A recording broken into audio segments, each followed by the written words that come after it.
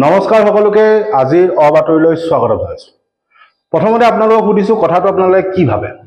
পুনৰ কৈছো কথাটো আপোনালোকে কি ভাবে যে প্ৰধানমন্ত্ৰী নৰেন্দ্ৰ মোদী যেতিয়া শাসনলৈ আহিছিল তাৰ ঠিক পূৰ্বে যেটো নিৰ্বাচনী প্ৰচাৰ হৈছিল অৰ্থাৎ 2014 চনৰ যেটো নিৰ্বাচনী প্ৰচাৰ হৈছিল হেতু পূৰ্বে এটা কথা খুব কোৱা হৈছে হেতু হল আজকে দিন তাৰ লগতে পৰিৱৰ্তনৰ কথা কোৱা হৈছে।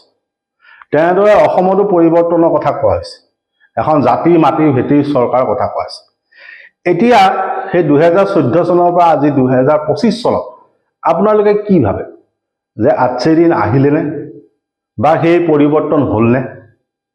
আমি ভাবো নিশ্চয় হৈছে যে আজকে দিনো আহিল, পৰিৱৰ্তনো আহিল আৰু এতিয়া কামকাজ বিলাক সম্পূৰ্ণ উলুটা হৈছে। কামকাজ বিলাক অকমান স্মাৰ্ট হৈছে। পুনৰ কৈছো কামকাজ বিলাক এতিয়া স্মাৰ্ট হৈছে। কেনেকৈ হৈছে সেই কথাটো যদি আপুনি খুধে তেতিয়া তাৰ এটা আমাৰ উত্তৰ আছে, খুব ধুনীয়া উত্তৰ আছে। আজিৰ দিনটোত এগৰাকী ব্যক্তিক আটক কৰিছে। আটক কৰাৰ পূৰ্বে তেওঁ এইখিনি কথা এজন মানুহক সুধিছিল।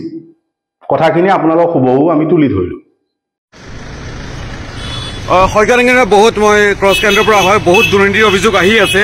কি ক'ব এই মুহূৰ্তত আজি প্ৰতিবাদ কৰি আছে আৰু বিশেষকৈ এই যে ৰিক্ৰুটমেণ্টৰ ক্ষেত্ৰত দুৰ্নীতিৰ কথাটো আহি আছে, অভিযোগ আহি আছে। আপোনালোকে দেখা পাইছে সেই বস্তুটো। আপুনি যদি ৰখে তেতিয়াহ'লে মই প্ৰশ্নকেইটা কৰিব পাৰিম। যাম ন? হ'ব দে। এতিয়া এই কথাখিনিৰ পৰা আপোনালোকে বুজি পাইছে যে এওঁ এজন সাংবাদিক। এটা সাংবাদিক বুলি ক'লেই ভুল হ'ব যে এওঁ অসমৰ এজন জ্যেষ্ঠ সাংবাদিক। এওঁ লগতে গুৱাহাটী উচ্চ ন্যায়ালয়ৰ অধিবক্তা আৰু লগতে গুৱাহাটী প্ৰেছ ক্লাবৰো বিষয়ববীয়া। নামটো দিলৱাৰ হুছেইন মজুমদাৰ। এতিয়া দিলৱাৰ হুছেইন মজুমদাৰক আজি এই প্ৰশ্নখিনি কৰাৰ বাবে আটক কৰা হৈছে। তেওঁ পানবজাৰ থানাত বহুৱাই থোৱা হৈছে।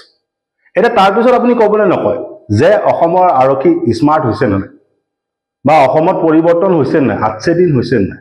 আজিকালি আৰক্ষীয়ে অপৰাধী বিচাৰি নুফুৰে। আজিকালি আৰক্ষীয়ে হাই প্ৰফাইল আটক কৰে। যে আজিকালি আৰক্ষীয়ে বা প্ৰশাসনে সৰু সুৰা মানুহক নধৰে, হাই প্ৰফাইল ডাঙৰ ডাঙৰ মানুহবিলাকক ধৰে, সমাজৰ নেতৃস্থানীয় মানুহবিলাকক ধৰে বা সমাজৰ অংশীদাৰসকলক ধৰে। চুৰ ডকাইত নধৰে, আজিকালি ভাল ভাল মানুহক ধৰে। সেইকাৰণে কৈছো আজকে দিন আহি গ'ল, পৰিৱৰ্তন আহি গ'ল। যে এওঁলোকে আজিকালি প্ৰশাসন হওক আৰক্ষী হওক এওঁলোকে আজিকালি ভাল ভাল মানুহবিলাকক ধৰে। আৰু প্ৰতিজনৰে এটা পৰিচয় আছে। তেওঁ সাংবাদিক, তেওঁ অধিবক্তা। তাৰ পূৰ্বেও চাওক সৰু সুৰা মানুহক ধৰা নাই।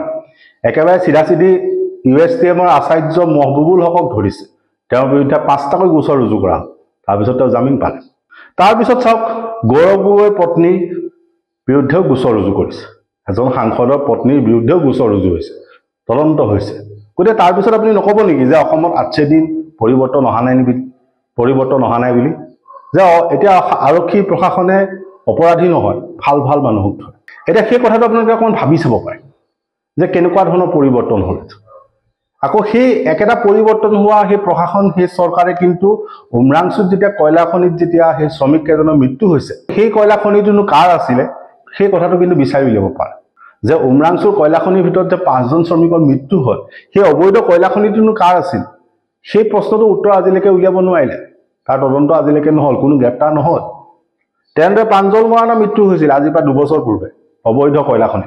এতিয়া কোনেনো অবৈধ কয়লা খনি চলাইছিলে সেইটো উত্তৰ নোলালে। গতিকে আমি কৈছো যে পৰিৱৰ্তন হৈছে, স্মাৰ্ট হৈছে, আজকে দিন আহিছে। সেইকাৰণে এতিয়া আৰক্ষী প্ৰশাসনে সাংবাদিক, শিক্ষাবিদ ইত্যাদিবিলাকক ধৰি ফুৰিছে। আৰু গোচৰ দিয়া মানুহখিনিও ভাল লাগে। ভাল ভাল মানুহে আজিকালি ভাল ভাল মানুহৰ ওপৰত গোচৰ দিয়ে।